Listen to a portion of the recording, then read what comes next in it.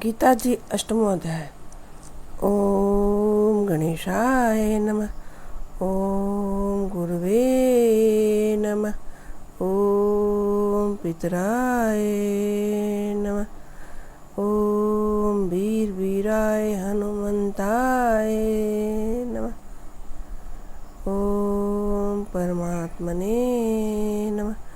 ओम परमात्मने नमः। ओम परमात्मने नमः।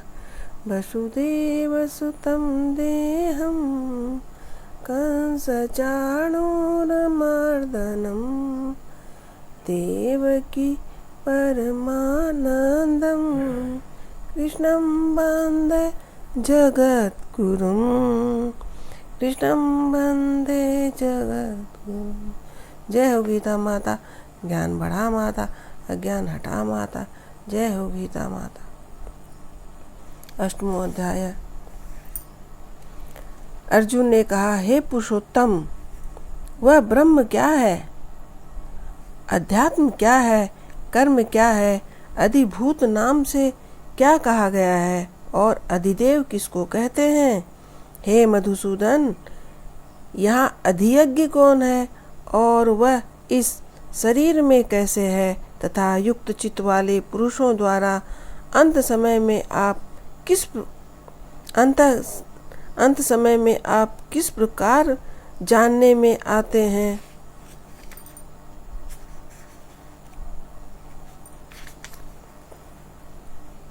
श्री भगवान ने कहा, परम अक्षर ब्रह्म अपना स्वरूप अर्थात जीवात्मा अध्यात्म नाम से कहा जाता है तथा भूतों के भाव को उत्पन्न करने वाला जो त्याग है वह कर्म नाम से जाना जाता है। उत्पत्ति विनाश धर्म वाले सब पदार्थ अधिभूत हैं।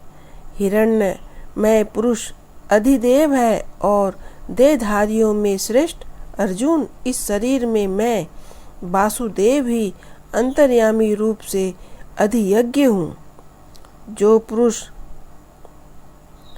अंतकाल में मुझको ही स्मरण करता हुआ शरीर त्याग करता है वह मेरे साक्षात स्वरूप को प्राप्त होता है, इसमें कुछ भी संशय नहीं है। हे कुंती पुत्र, यह मनुष्य अंतकाल में जिस भाव को स्मरण करता हुआ शरीर त्याग करता है उसको ही प्राप्त होता है। वह सदा उसी भाव से भावित रहता है। इसलिए हे अर्जुन, तू सब समय में निरंतर मेरा स्मरण कर और युद्ध भी कर। इस प्रकार मुझ में अर्पण किए हुए मन बुद्धि से युक्त होकर तू निसंदेह मुझको ही प्राप्त होगा। हे पार्थ, यह नियम है कि परमेश्वर के ध्यान के अभ्यास रूप योग से युक्त दूसरी ओर न जाने वाली चित्त से चिंतन करता हुआ वह पुरुष उस प्रकाश रूप दिव्य पुरुष को अर्थात परमेश्वर को ही प्राप्त होता है। जो पुरुष सर्वज्ञ अनादि सबके नियंता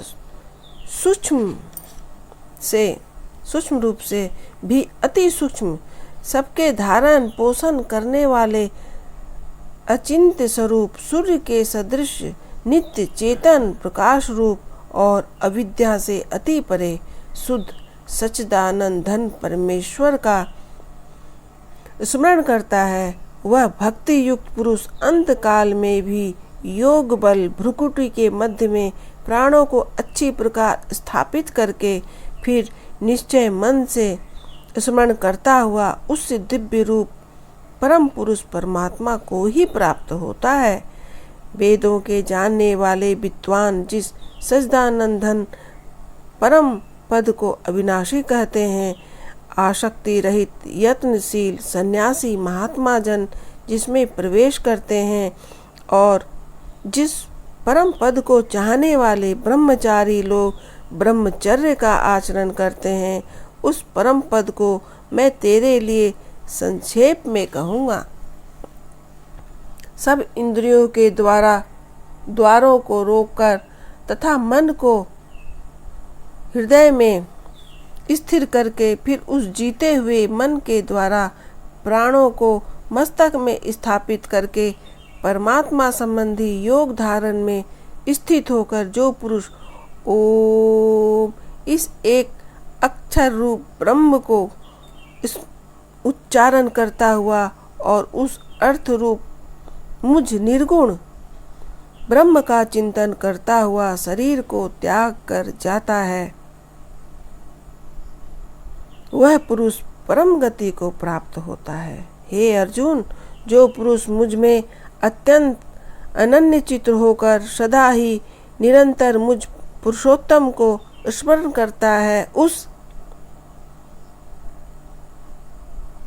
नित्य निरंतर मुझ में युक्त हुए योगी के लिए मैं सुलभ हूँ, अर्थात उसे सहज ही प्राप्त हो जाता हूँ। परम सिद्धि को प्राप्त महात्मा जन मुझको प्राप्त होकर दुखों के घर एवं क्षण भंगुर पूर्व जन्म को प्राप्त नहीं होते हैं। हे अर्जुन, ब्रह्मलोक पर्यंत सब लोग पूर्णावर्ती हैं, परंतु हे कुंती पुत्र, मुझको प्राप्त होकर पुनर्जन्म नहीं होता, क्योंकि मैं कलातीत हूँ और ये सब ब्रह्मादि के लोक काल से द्वारा सीमित होने से अनित्य हूँ। ब्रह्मा जो एक दिन है उसको 1000 चतुर्गी तक की अवधि वाला और रात्रि को भी 1000 चतुर्युगी तक की अवधि वाला जो पुरुष तत्व से जानते हैं, वे योगी जन काल के तत्व को जानने वाले हैं। संपूर्ण चराचर भूतगण ब्रह्मा के दिन में प्रवेश काल में अव्यक्त से अर्थात ब्रह्मा के सूक्ष्म शरीर से उत्पन्न होते हैं और ब्रह्मा की रात्रि में प्रवेश काल में उस अव्यक्त नामक ब्रह्मा के सूक्ष्म शरीर में ही लीन हो जाते हैं। हे पार्थ, वही यह भूत समुदाय उत्पन्न होकर प्रकृति के बस में हुआ रात्रि में प्रवेश काल में लीन होता है और दिन में प्रवेश काल में फिर उत्पन्न होता है।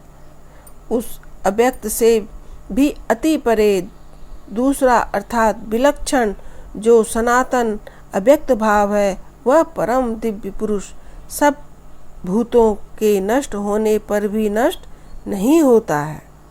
जो अव्यक्त अक्षर इस नाम से कहा गया है, उसी अक्षर नामक अव्यक्त भाव को परम गति कहते हैं तथा जिस सनातन अव्यक्त भाव को प्राप्त होकर पुरुष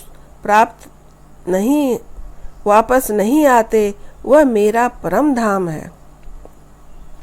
हे पार्थ, जिस परमात्मा के अंतर्गत सर्वभूत हैं और जिस सच्चिदानंदन परमात्मा से यह समस्त जगत परिपूर्ण है, वह सनातन अव्यक्त परम पुरुष तो अनन्य भक्ति से ही प्राप्त होने योग्य है। हे अर्जुन, जिस काल में शरीर त्याग कर गए हुए योगी जन तो वापस न लौटने वाली गति को और जिस काल में गए हुए वापस लौटने वाली गति को ही प्राप्त होते हैं, उस काल को अर्थात दोनों मार्गों को कहूँगा। जिस मार्ग से ज्योतिर्मय अग्नि अभिमानी देवता दिन का अभिमानी देवता है, शुक्ल पक्ष अभिमानी देवता है और उत्तरायण के 6 महीनों का अभिमानी देवता है, उस मार्ग में मरकर गए हुए ब्रह्मवेता योगी जन उपयुक्त देवताओं द्वारा क्रम से ले जाए जाकर ब्रह्मा को प्राप्त होते हैं। जिस मार्ग में ध्रुमाभिमानी देवता रात्रि अभिमानी देवता है तथा कृष्ण पक्ष का अभिमानी देवता है और दक्षिणायन के 6 महीनों का अभिमानी देवता है, उस मार्ग में मरकर गया हुआ सकाम कर्म करने वाला योगी उपयुक्त देवताओं द्वारा क्रम से ले गया हुआ चंद्रमा की ज्योति को प्राप्त होकर स्वर्ग में अपने शुभ कर्मों का फल भोग कर वापस आता है। क्योंकि जगत में ये दो प्रकार के शुक्ल और कृष्ण अर्थात देवयान और पितरायन मार्ग सनातन माने गए हैं। इनमें एक के द्वारा गया हुआ जिसमें वापस नहीं लौटना पड़ता उस परम गति को प्राप्त होता है, और दूसरों के द्वारा गया हुआ फिर वापस आता है अर्थात जन्म मृत्यु को प्राप्त होता है। हे पार्थ, इस प्रकार इन दोनों मार्गों को तत्व से जानकर कोई भी योगी मोहित नहीं होता। इस कारण हे अर्जुन, तू सब काल में समबुद्धि रूप योग से युक्त हो अर्थात निरंतर मेरी प्राप्ति के लिए साधन करने वाला हो। योगी पुरुष इस रहस्य को तत्व से जानकर वेदों के पढ़ने से तथा यज्ञ तप और ज्ञान आदि से दान आदि से करके ने में जो पुण्य फल कहा गया है उस सब को निसंदेह उल्लंघन कर जाता है और सनातन परम पद को पाता है। ओम तत्सत, ओम तत्सत, ओम तत्सत। अष्टमो अध्याय। जय कृष्ण की जय जय, राधा की जय जय, कृष्ण की जय जय, राधा की जय जय। बोलो बोलो रे जशोदा मैया की जय जय, बोलो रे जय जय देवकी मैया की जय जय, राधा की जय जय, कृष्ण की जय हो, गीता माता की जय।